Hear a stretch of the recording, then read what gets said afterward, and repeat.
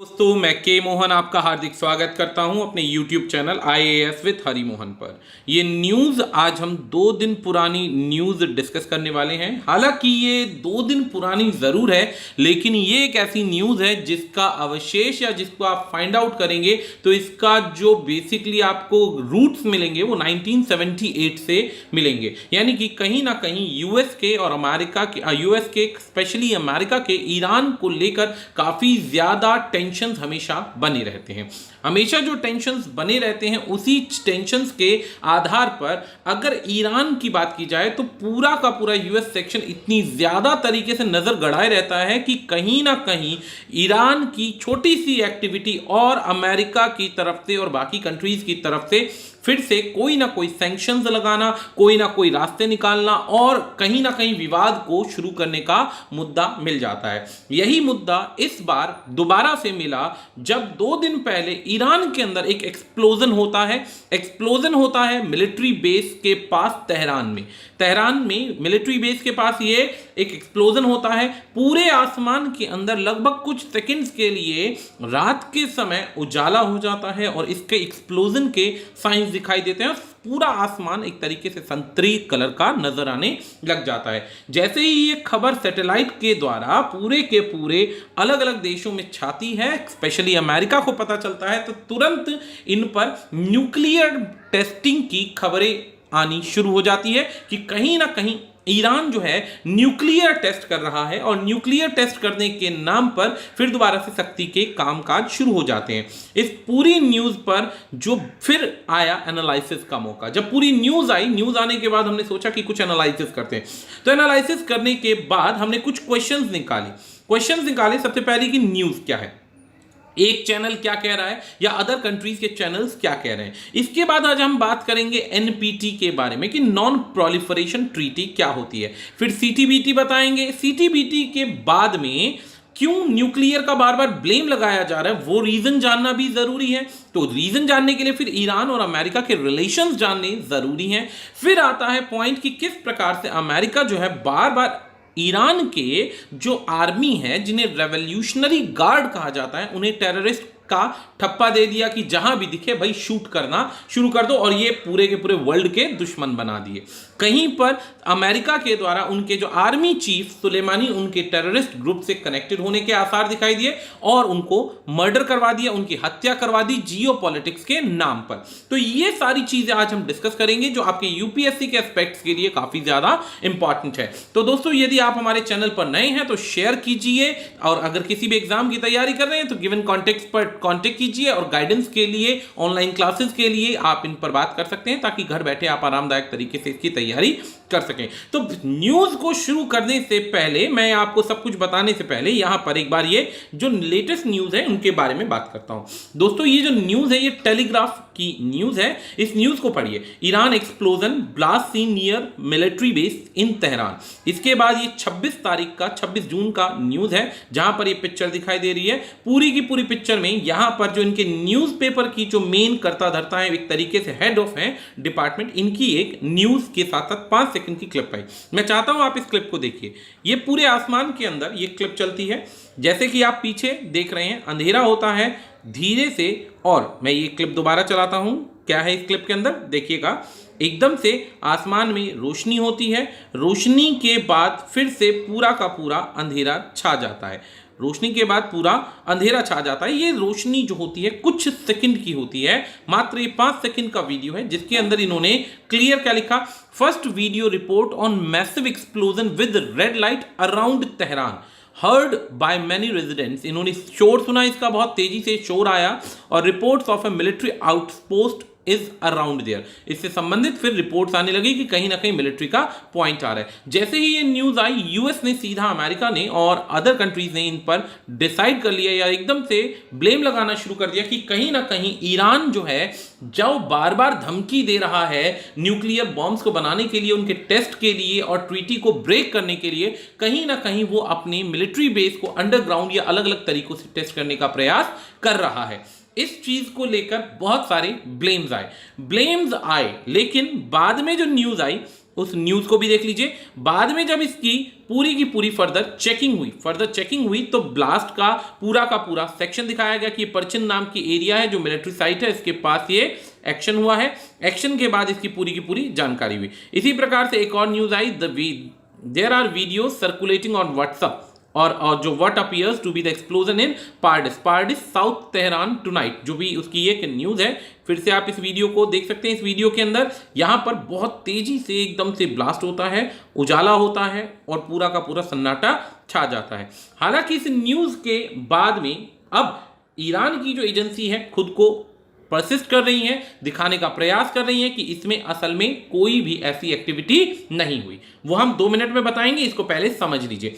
ये आपका पूरा का पूरा सेक्शन है तेहरान के साथ में ये ईरान का। यहां पर ये पूरा का पूरा सेक्शन दोस्तों ईरान का है, जो कहीं ना कहीं तरीके से इस तरीके से जा रहा है। ईरान के अपने पड़ोसी देश इराक, सऊदी अरेबिया, इनके साथ कभी अच्छे संबंध नहीं रहे। इसको पूरी की पूरी सपोर्ट डायरेक्टली और इनडायरेक्टली या तो मिलती है ऊपर की साइड रशिया से या फिर इस साइड में चाइना से, तभी वो सरवाइव कर रहा है। और इस समय में सबसे बड़ा सेक्शन जो है मार्केटिंग का, इनको पूरा सपोर्ट इधर से मिल रहा है, तभी इसके सर्वाइवल के आसार हैं। अगर यहां से सपोर्ट नहीं मिलता तो अब तक ईरान का सर्वाइव कर पाना इम्पॉसिबल था। बहुत सारी लड़ाइयां चली, जिसमें ईरान के साथ इराक की वॉर चली, इसके बाद छोटी मोटी सीरिया के अंदर अलग अलग सिविल वॉर चला, तो सीरिया, लेबनान, इन सब की जानकारी हम आपको देंगे। तो ये एक तरीके से सेक्शन है जिसको 2 तरफ से समुद्र का एक्सेस है, एक कैप्सियन सी का और दूसरा गल्फ ऑफ ओमान। इधर ही इनके पास एक ये सेक्शन बच जाता है जहां पर ये किसी भी ब्लॉक कर सकते हैं और ब्लॉक करने के बाद में अपनी तेल की आवाजाही को रोक देते हैं। खैर, आगे कहानी बढ़ती है, कहानी आती है अब प्रूव करने का नंबर आता है। प्रूव करने के लिए जब पूरी की पूरी एजेंसी चेक करती है और अगले दिन रिपोर्ट आती है, तो रिपोर्ट आती है कि ईरान कहता है कि तेहरान में जो ब्लास्ट हुआ वो मिलिट्री बेस के पास हुआ है, मिलिट्री बेस में नहीं हुआ है। पहला पॉइंट। दूसरा पॉइंट, इंडस्ट्रियल गैस टैंक में एक्सप्लोजन हुआ है।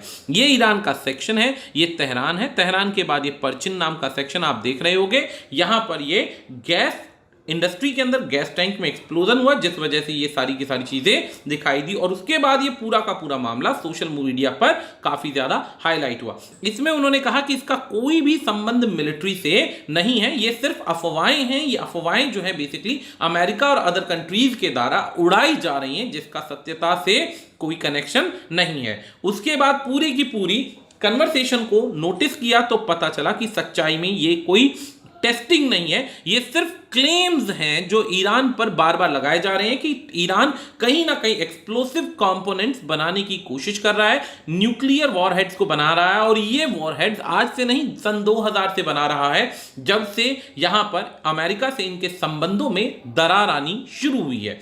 अब इसके बाद बहुत ज्यादा टेरिबल साउंड सुने गए। उस टेरिबल साउंड के बाद इन्वेस्टिगेशन हुई, बहुत सारे फायर फाइटर्स ने मिलकर उस आग को काबू पाया। किसी भी लोगों के हताहत होने की कोई बेसिकली अभी तक कोई खबर नहीं है। अब सबसे पहला मुद्दा समझना है कि क्यों कंट्रीज स्पेशली अमेरिका ईरान की एक्टिविटी पर नजर गड़ाए हुए है।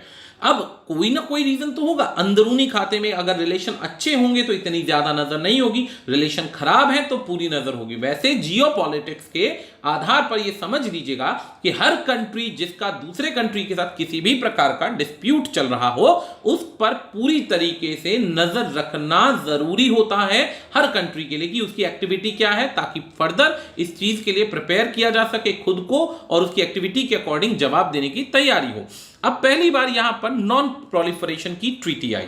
नॉन प्रोलिफरेशन का एक साधारण अर्थ था निशस्त्रीकरण, आप समझ सकते हैं। इसका मतलब था कि जब सेकेंड वर्ल्ड वॉर हुआ, सेकेंड वर्ल्ड वॉर के अंदर सभी देशों ने बहुत अच्छे से देखा कि यहां पर इस जो बेसिकली वॉरहेड है, न्यूक्लियर बॉम्ब्स जो बनाए जा रहे हैं, उनका कितना घातक रिजल्ट देखने को मिल सकता है। और बहुत अच्छा एग्जांपल भी हमारे पास आया चाइना के रूप में, जापान के रूप में, क्षमा कीजिएगा, जापान के रूप में हिरोशिमा और नागासाकी पर बम गिराए गए। सभी देशों को पता चल गया कि जो जो देश अब इस पर तैयारी करेंगे, मेहनत करेंगे, तो जाहिर सी बात है पृथ्वी को नष्ट करना बहुत इजी हो जाएगा। इन चीजों को ध्यान में रखते हुए इन्होंने एक बेसिकली मिसाइल क्राइसिस क्यूबा को देखा, इसके बाद न्यूक्लियर बॉम्ब्स के अलग अलग सेक्शंस लगाए और फाइनली एक पॉइंट क्लियर कर दिया कि आप किसी भी प्रकार से जिनके पास न्यूक्लियर बॉम्ब्स हैं उनको वो डिसल्यूट करेंगे, कोशिश करेंगे उनको दोबारा यूज ना करें या कहीं भी उनको वॉर के लिए ना निकाला जाए। दूसरी चीज ये बनाई गई, ना ही आप इसे बेच सकते हैं, ना ही बेचेंगे, ना ही किसी और को इसे बनाने में सपोर्ट करेंगे। तो यहां पर सभी जो जो देश थे उन्होंने इस पर साइन किया। काफी देशों ने इसका सपोर्ट का अपोज भी किया। कई देशों का कहना था, जिसमें भारत सबसे पहला देश था, जिसमें कहना था कि कहीं ना कहीं जो है ये ताकतवर कंट्रीज अपनी एक वर्चस्व बनाने के लिए, अपने आप को सुपीरियर बनाने के लिए, अपने आप को सुपीरियर बनाने के लिए कहीं ना कहीं अपनी ताकत को बनाए रखने के लिए हम पर बैन लगा रहे हैं। इस वजह से कई देशों ने इस ट्रीटी पर साइन नहीं किया, जिसमें भारत एक था। और यही एक कारण है कि जब इंदिरा गांधी ने पहली बार इस न्यूक्लियर बॉम्ब को बनाया तो भारत पर भी बहुत सारे आर्थिक प्रतिबंध लगाए गए। और आर्थिक प्रतिबंध लगाने के बाद दोस्तों ईरान बहुत सारे प्रतिबंध लगाए, तो अपनी बात को रखने के लिए, यूनाइटेड स्टेट्स में अपनी बात को रखने के लिए भारत ने अपने कुछ टापू, स्पेशली बड़े टापू जो थे, वो श्रीलंका को एक तरीके से गिफ्ट में दिए, ताकि श्रीलंका इनकी तरफ से रिप्रेजेंट कर सके भारत को, जो कि नहीं कर पाया क्योंकि श्रीलंका बहुत छोटा देश है। तो एनपीटी का यही एक डिसीजन था कि बड़े हथियार, न्यूक्लियर वेपन्स पर रोक लगाई जाए ताकि इसके इफेक्ट्स ना देखने पड़े। धीरे धीरे कुछ और सेक्शंस आए कि अभी, हालांकि आपको पता होना चाहिए कि 2018 तक में यूनाइटेड स्टेट्स हो गया, ये सभी एक बहुत बड़ा रेशियो है कि किस किस के पास इस समय न्यूक्लियर वॉरहेड्स हैं, जिसमें यूनाइटेड स्टेट्स हो गया, यूनाइटेड किंगडम हो गया, फ्रांस हो गया, इजराइल 80, इजराइल के बाद पाकिस्तान के पास 145 है। हालांकि पूरे के पूरे सेक्शन को समाप्त करने के लिए आपको 50 to 60 बॉम्ब्स ही काफी होते हैं, लेकिन पाकिस्तान जो है ज्यादातर लड़ाई में बिजी रहता है और कोशिश करता है कि भारत से किसी भी प्रकार से दबदबा बना रहे। सेम इंडिया के पास भी 135, रशिया इस समय बहुत तेजी से बढ़ रहा है और संसार में सबसे ज्यादा वॉरहेड है। और कहा जाता है कि रशिया ने लगभग एक बहुत बड़ा सेक्शन जमीन में, कहीं अलग अलग सेक्शंस में, समुद्र में और सबमरीन में छुपा रखा है कि समय आने पर एक ही टाइम में पूरे के पूरे दुश्मन कंट्री को उड़ा सके। चीन के पास 280 और नॉर्थ कोरिया एक गरीब देश, बहुत बुरे हालात में, लेकिन उसके पास भी न्यूक्लियर बॉम्ब है, जिसमें आप जानते होंगे उसको, एक सनकी तानाशाह, वीडियो में इसमें नाम टेक्स्ट कीजिएगा, पता चले कौन है, आपको भी पता होना चाहिए। ठीक है, अब आ जाता है अगला पॉइंट, सीटीबीटी। सेम इसी तरीके से फिर आगे टाइम बढ़ता है। 1996 में वॉर सब समाप्त हो जाती है, कोल्ड वॉर सब सेक्शन खत्म हो जाते हैं। फिर बैन लगाए जाते हैं सभी कंट्रीज के ऊपर कि आप किसी भी प्रकार का टेस्ट भी नहीं करेंगे, ना तो आप इसका टेस्ट करेंगे, ना ही सेल परचेज करेंगे। मतलब कहने का, डायरेक्टली सेक्शंस के अंदर हर प्रकार की रोक लगा दी कि भाई आप इन वॉरहेड्स को टेस्ट नहीं करेंगे। अब किसी भी पर्पस से ना तो टेस्ट होगा, ना बेचा जाएगा, और वॉरहेड्स को रोका जाए क्योंकि इसके इफेक्ट्स बहुत ज्यादा बुरे थे। इसका नाम रखा गया कॉम्प्रिहेंसिव न्यूक्लियर टेस्ट बैन, पूरा नाम था टेस्ट बैन ट्रीटी, जिसके अंदर बैन किया गया, चाहे एनवायरमेंट पर्पस हो, मिलिट्री पर्पस हो, सिविलियन पर्पस हो, हर तरीके से इसे बैन किया गया क्योंकि ये प्रकृति को नुकसान पहुंचाता है। अब आता है पॉइंट कि स्पेशली ईरान पर ही क्यों? ईरान के अलावा कोरिया भी बना रहा है न्यूक्लियर बॉम्ब, उस पर क्यों नहीं रोक लगा रहे? कोरिया के अलावा और भी बहुत सारे कंट्रीज हैं जिन्होंने इस तरीके से बाद में काम किया, तो ईरान पर ही क्यों? तो सबसे पहले इस जियोपॉलिटिक्स को समझिए। यहां पर ये सऊदी अरेबिया है। सऊदी अरेबिया ईरान का नेबर कंट्री है, ये बीच में रास्ता, समुद्री रास्ता है, और ये बीच में छोटे मोटे देश आ जाते हैं। अब ईरान का सऊदी अरेबिया के साथ जियोपॉलिटिक्स के आधार पर बहुत बुरा एक तरीके से विद्रोह है, विरोध है, झगड़ा है। सऊदी अरेबिया को पूरा का पूरा सपोर्ट मिलता है अमेरिका से, सऊदी अरेबिया का पूरा सपोर्ट है अमेरिका का। ईरान और इराक आपस में इतनी बुरी तरह युद्ध कर चुके हैं कि यहां पर शिया सुन्नी का फाइट है। एक तरफ जियोपॉलिटिक्स है और दूसरी तरफ शिया सुन्नी का फाइट है, आपस में कोई रिलेशन नहीं है। इस बीच के अंदर जब ईरान में लड़ाई होती है इराक के साथ में, अमेरिका सपोर्ट करता है और अमेरिका का सपोर्ट पाने के बाद डायरेक्टली दुश्मनी बढ़ती है। सीरिया में सिविल वॉर के अंदर जो आपस में झगड़ा होता है, वहां पर ईरान के जो ऑफिसर्स हैं, जो बेसिकली ईरान की जो आर्मी या मिलिट्री सेक्शन है, ये बेसिकली क्या करती है, वहां पर अटैक करती है। इराक के अंदर फिर से मिलिट्री बेसिस को बेसिकली मिलिटेंट्स के द्वारा, यानी अमेरिकन के अकॉर्डिंग इनकी आर्मी आतंकवादियों की है, तो उन आतंकवादी यानी कि ईरान की मिलिट्री के द्वारा यूएस के बेस कैंप्स को उड़ाया जाता है।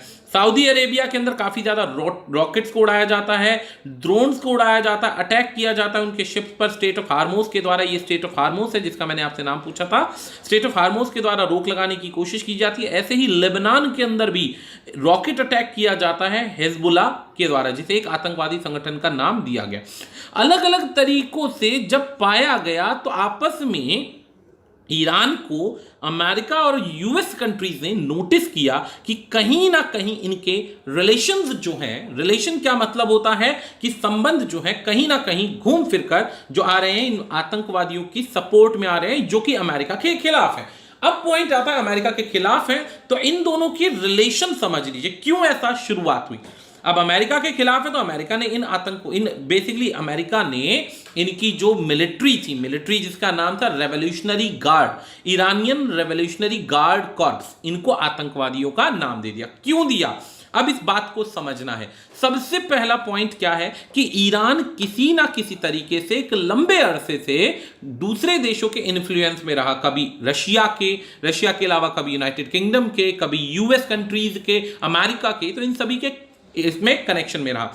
जब जब इनके राजाओं को शाह बोला जाता था दोस्तों, तो इनके शाह ने जब भी कोशिश करी, क्या हुआ, उठाकर उन शाहों का तख्ता पलट कर दिया।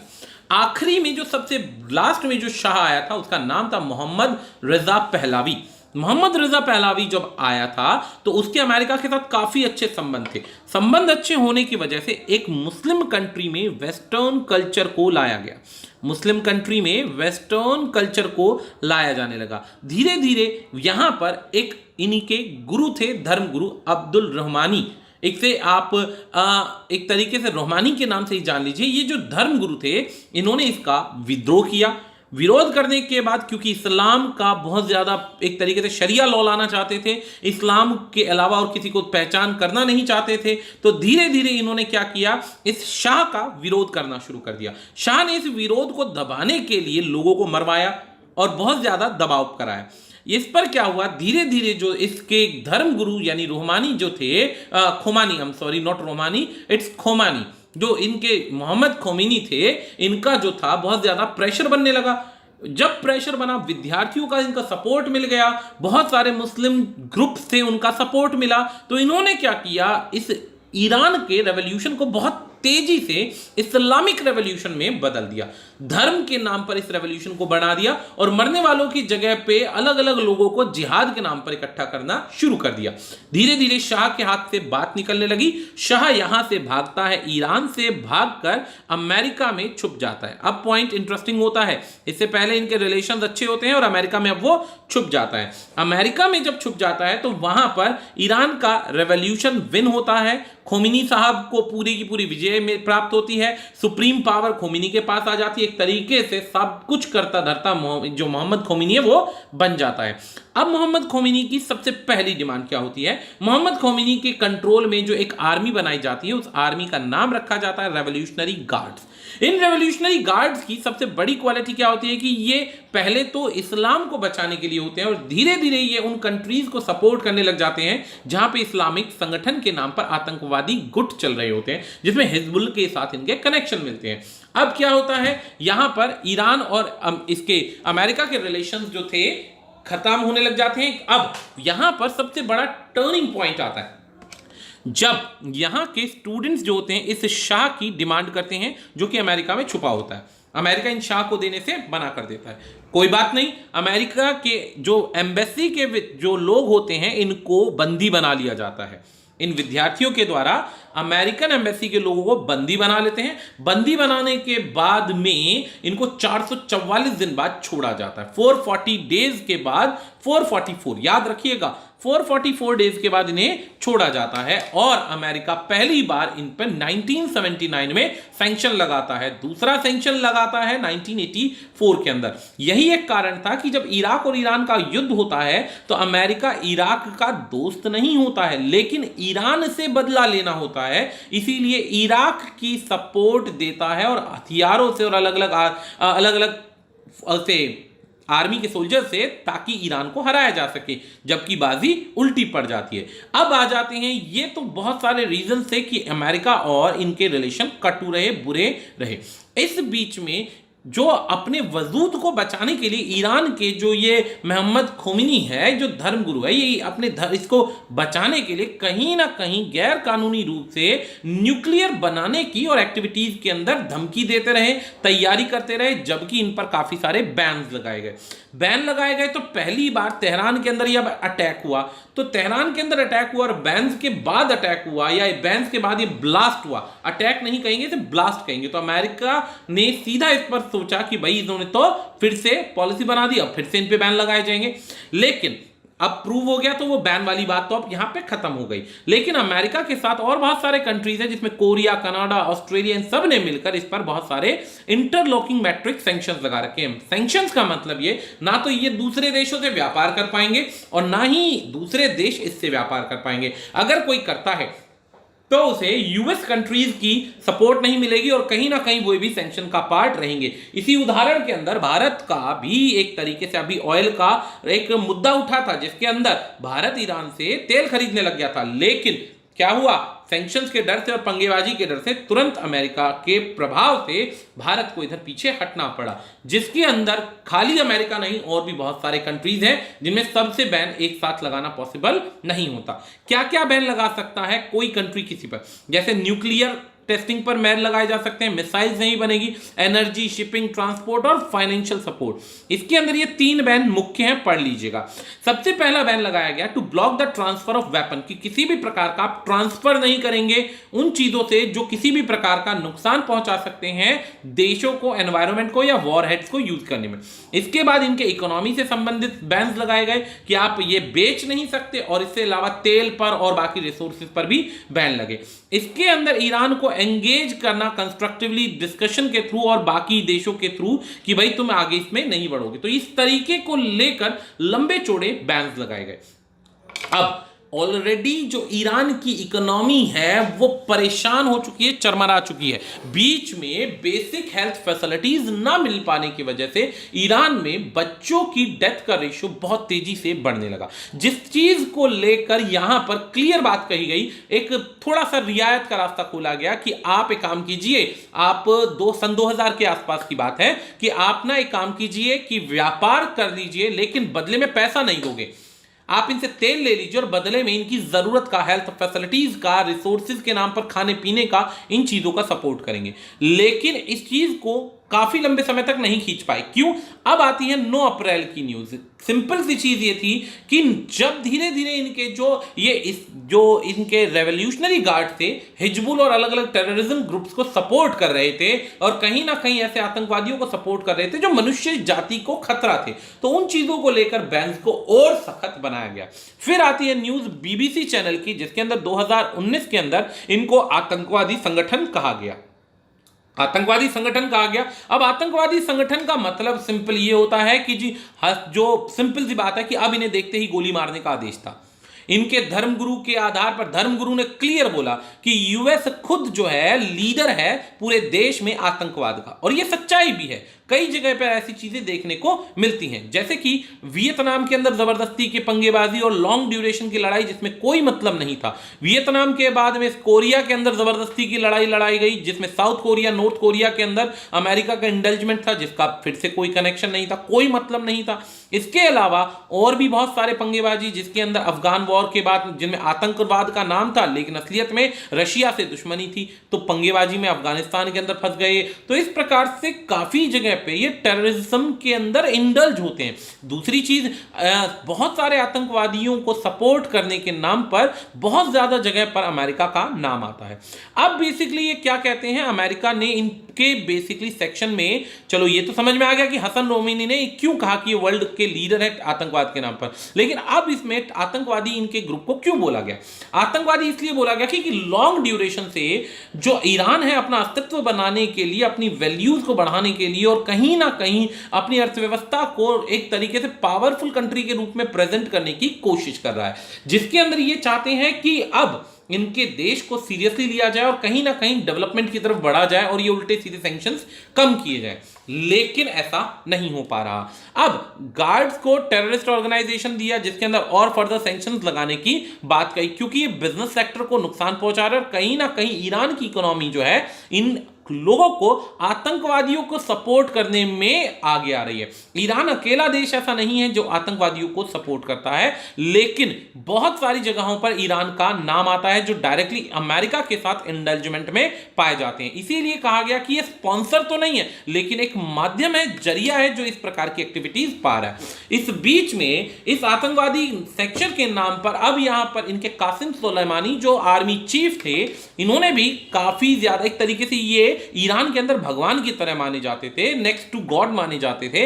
इनके बारे में कहा जाता था कि इन्होंने पूरी की पूरी लाइफ सर्व करी ईरान को उठाने में और ईरान के विरोध या बदला लेने के नाम पर। लेकिन क्या होता है कि अमेरिका जो है इनको मरवा देता है आतंकवाद का नाम देकर के। इस बीच में ईरान भी है, डायरेक्ट अटैक करता है और उसके बाद डायरेक्ट धमकी दी गई कि कहीं ना कहीं मैं अब खुलकर न्यूक्लियर बॉम्ब्स को तैयार करूंगा और उसके बाद बदला ले लूंगा। रिटेलिएशन की बात आई। इस चीज को लेकर अब फिर से न्यूज आई कि अकेला ये पहली बार नहीं हुआ। अब इस पॉइंट को समझना है। यहां पे ईरान अटैक्स, ये 8 जनवरी 2020 की न्यूज है, ये पहला न्यूज नहीं है। Iran attack US troops targeted with ballistic missile, ये यहां पे बैलिस्टिक मिसाइल से अटैक किया गया है, जिसके अंदर लाइव इन्होंने अपडेट्स बताए क्या क्या चीजें यूज हुई, कि ये क्या अंत था या नहीं था, इस पे काफी ज्यादा पॉइंट्स हुए। ये पहली न्यूज नहीं है दोस्तों, ये सिर्फ एक हवाला दे रहा हूं कि ऐसा पहली बार नहीं हुआ जिसमें इनके आपस में विरोध बढ़ते जा रहे हैं। इसी प्रकार से दूसरा न्यूज यहां पर फिर से और भी आता है, जिन्हें आप सर्च करेंगे तो बहुत सारी न्यूज मिलेगी, जिसमें यह पता चलता है कि कहीं ना कहीं अमेरिका और ईरान आपस में अच्छे संबंधों में नहीं है। इस बीच में अमेरिका को बार बार धमकी दी जा रही है और कहीं ना कहीं ये तो पक्के सोर्सेज मिल रहे हैं कि ईरान तैयारी कर रहा है न्यूक्लियर बॉम्ब्स को बनाने की, लेकिन कब, कहां और कैसे वो तैयार होंगे, इन चीजों की अभी जानकारी नहीं है। तो इस चीज को लेकर हर चीज का कनेक्शन उस न्यूज से निकला कि कहीं ब्लास्ट हुआ, आसमान में रंगीन रोशनी आई और उस पर ब्लेम लगाने शुरू कर दिए कि कहीं ना कहीं ईरान जो है आतंकवाद को बढ़ाने के लिए आगे बढ़ रहा है। तो इसी नोट पर ये हमारा पूरा टॉपिक फिनिश होता है, जिसमें सारे रिलेशन हमने आपको क्रिएट किए। आशा करते हैं आपको ये न्यूज समझ में आई होगी। आज के लिए इतना ही दोस्तों, धन्यवाद।